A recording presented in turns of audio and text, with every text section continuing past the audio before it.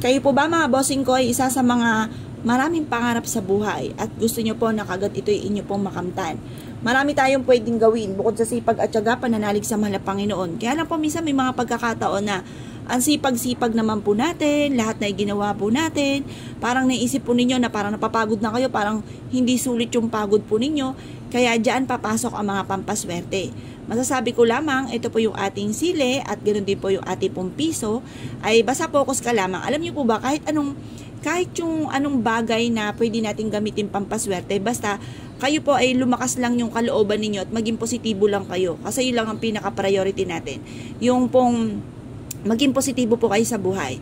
Kasi minsan kapag wala tayong mga ganito, parang bahala na si Batman, parang wala tayong, minsan pa naiisip natin na malas yung mga ganong mga bossing.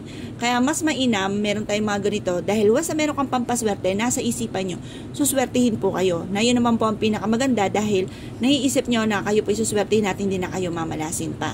Ngayon pa mga bossing, kung kayo po naniwala at naisyo po itong gawin, ito po yung ating piso. Hugasan nyo po muna ito at ibilad sa sinag ng araw. Huwag nyo po siyang pupunasan, hayaan siyang kusang matuyo.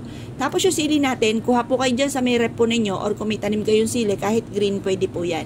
Pagtapos, kailangan lang natin mga bossing ko ng ziplock or kaya isang plastic na maliit na pwede natin paglagyan nito. Kasi kapag sa tela nyo siya inilagay, baka madurog yung sili. Tapos, baka maanghang pa yung kamay po ninyo. Makuskus nyo pa sa mata, nalintikan pa. Kaya mas mainam sa plastic na lamang mga bossing. Ngayon pa magwi-wish ka. Or pwede rin naman, hayaan nyo siya nagkaganto mga bossing. Ipatong nyo lang to sa halaman na nasa loob ng inyong tahanan or sa gilid ng inyong tahanan. Itusok nyo yung barya, tapos ipatong nyo lang yung ating sile mga bossing.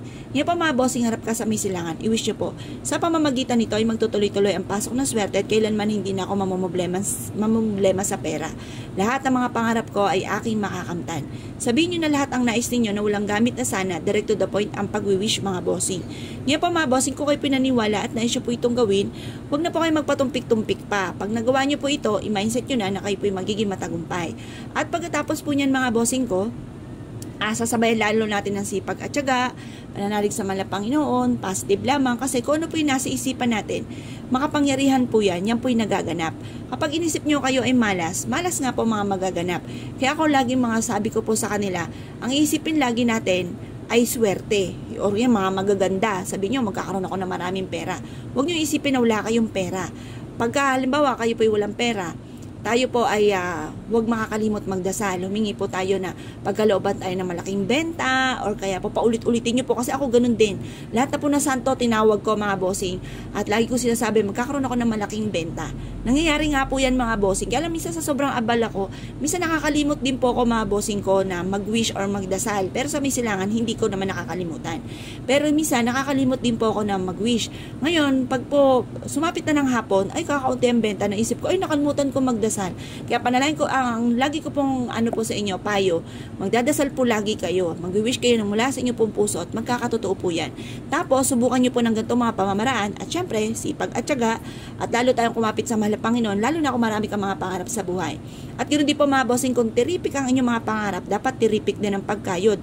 Baka naman po napaka-tiripik ng mga pangarap ninyo na magkaroon ako ng malaking bahay, magkaroon ako ng maraming pera, pero ang pagkayod ninyo ay panakto lamang. Kailangan tiripik din po ang pagkayod natin mga bossing. Talagang pagtsatsagaan po natin yan. Kapag po tiis-tiis lamang, kung halimbawa kayo po ay napapagod na, pwede naman magpahinga pero sandalian lamang. At tiis-tiis lamang po mga bossing para maging matagumpay po tayo sa buhay. Ngayon po mga bossing, kung kayo po naniwala at nais po itong gawin, huwag na po kayo magpatumpik-tumpik pa, subukan niyo po ito, proven po ito na napakaswerte. Good luck po sa inyo po lahat.